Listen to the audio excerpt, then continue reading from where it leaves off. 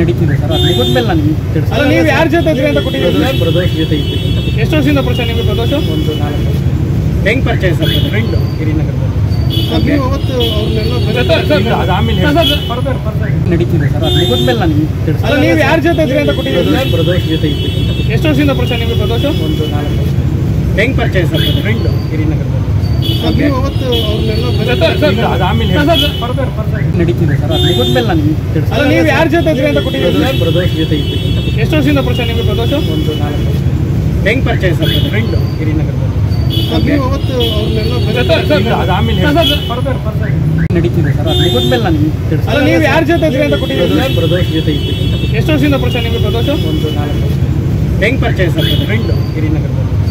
ನೀವು ಅವತ್ತು ಅದು ಆಮೇಲೆ ಹೆಚ್ಚಿನ ವಿಡಿಯೋಗಳಿಗೆ ಪ್ರತಿಧ್ವನಿ ಯೂಟ್ಯೂಬ್ ಚಾನೆಲ್ ಸಬ್ಸ್ಕ್ರೈಬ್ ಮಾಡಿ, ಬೆಲ್ ಐಕಾನ್ ಕ್ಲಿಕ್ ಮಾಡಿ.